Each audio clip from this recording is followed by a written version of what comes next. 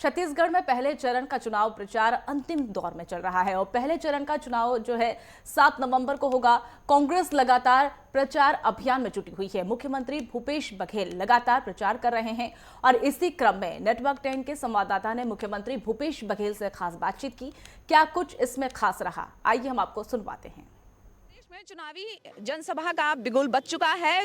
छत्तीसगढ़ विधानसभा चुनाव में इस बार जनता फिर से तय करेगी कि अब की बार किसकी सरकार।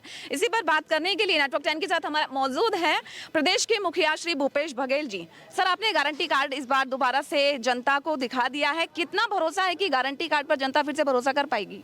भारतीय जनता पार्टी की गारंटी पे कोई गारंटी नहीं है, लेकिन हमारी गारंटी भी छत्तीसगढ़ की जनता भरोसा करती है, क्योंकि जो हम लोगों ने कहा वो किया। इस कारण से पूरी जनता को हमारी गारंटी पे भरोसा है और जब भरोसा करेंगे तो हमको आशीर्वाद भी देंगे, वोट भी देंगे। भूपेश जी, इस बार फिर से अहम मुद्दे कौन से हो सकते हैं? मुद्दे तो वही हैं कि अब भारतीय जनता पार्टी के पास कोई मुद्दा नहीं है और अभी तक के वो घोषणा पत्र तक जारी नहीं किए हैं, जबकि हम लोग 17 घोषणा हम लोगों ने किया था, उसमें एक का इम्प्लीमेंट तो कल ही हो गया। धान खरीदी 20 क्विंटल करेंगे, वो 1 नवंबर से शुरू हो गया, 1 नवंबर से मिल रहा है कल से ही। तो ये जनता का विश्वास है, जो हम लोग कहते हैं वो करते हैं। रमन सिंह बोल रहे हैं कि जनता के बीच में जाने के लिए अच्छी नीयत की जरूरत है। क्या कांग्रेस की नीयत अच्छी नहीं है सर? अरे रमन सिंह जी अपने क्षेत्र में जाते हैं तो 32 कमांडो, ब्लैक कैट कमांडोज घेर के जाते हैं। हम लोगों को स्थिति नहीं है। भूतपूर्व मुख्यमंत्री है और सबसे ज़्यादा सुरक्षा उसकी है, इतना डरे हुए हैं। तो यदि आपकी नीयत साफ होती तो आपको इतने डरने की जरूरत नहीं थी। सर, घोटालों के आरोप कंटिन्यू कांग्रेस पर लगते आ रहे हैं। पीसीएस घोटाले पर क्या कहना चाहेंगे? ईडी जो है दोबारा से दखलंदाजी कर रही है, उस पर क्या कहना चाहेंगे? 3 साल से ईडी आईटी यहीं रह रहे हैं। वो ईडी के अधिकारी अपने बच्चों के एडमिशन तक यहीं करा लिए हैं, है ना। तो वो लगातार यही कोशिश है कि भारतीय जनता पार्टी के आनुषंगिक संगठन की तरह काम कर रहे हैं भारतीय ईडी और आईटी। और ये छत्तीसगढ़ की जनता जान चुकी है, इसके बहकावे बरगलाने में नहीं आना है। यदि जांच करना है तो आप बता दें, उसमें नान घोटाले में सीएम सर और सीएम मैडम कौन है? ईडी में शिकायत है ना, क्यों जांच नहीं कर रही है? चिट फंड घोटाला हुआ, हमने लिख के दिया, 6000 करोड़ से अधिक की राशि आम जनता का लूट के भाग गए चिट फंड कंपनी वाले। मनी लॉन्ड्रिंग की इससे बढ़िया उदाहरण दूसरा नहीं हो सकता, लेकिन कोई कार्रवाई नहीं। तो ये तो सेलेक्टिव आप एक्शन इसलिए ले रहे हैं कि सरकार को बदनाम किया जा सके, जबकि भारतीय जनता पार्टी यहाँ है ही नहीं।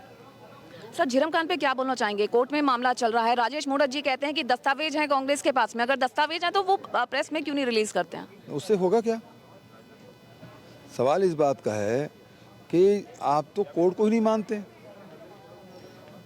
एनआईए कोर्ट ने आदेश दिया है कि गणपति के पूछताछ करो जिन्होंने सरेंडर किया है, और बता दे एनआईए ने उसे कब पूछताछ की।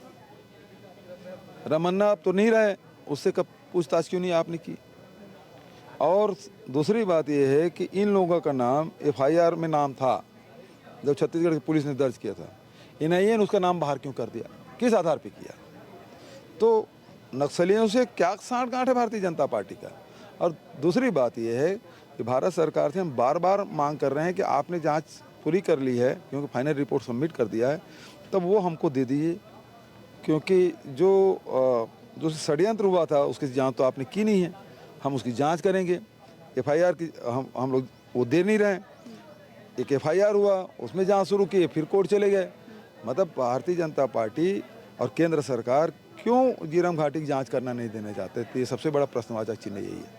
सर, प्रधानमंत्री मोदी जी का आज दौरा है, प्लस उसमें उनके कुछ वादे हो सकते हैं, इसमें आपका क्या कहना है? क्या मोदी फैक्टर छत्तीसगढ़ में काम करेगा? मोदी जी प्रधानमंत्री हैं हमारे देश का, लेकिन छत्तीसगढ़ में आके झूठ बोल के चले गए कि धान हम खरीदते हैं। अब इससे बड़ा झूठ और क्या होगा? सर, प्रियंका दीदी और राहुल गांधी जी ने अभी तक बहुत बड़े बड़े वादे कर दिए हैं। अभी फिर से सब पूरा होगा, सब पूरा होगा। बहुत बहुत शुक्रिया सर। तो ये थे हमारे साथ भूपेश बघेल जी, जिनका साफ तौर पर कहना है कि इस बार जो है बीजेपी फैक्टर नहीं चलने वाला है। क्या जनता जो है कांग्रेस पर यकीन करती है, करेगी? जो वादे और न्यारे किए गए हैं, आखिरकार ये देखना ये होगा कि इस बार जनता अपने हितों के हिसाब से क्या सोच समझकर कौन से नेता को चुनती है। वीडियो जर्नलिस्ट प्रफुल्ल के साथ प्रियंका, नेटवर्क 10, रायपुर।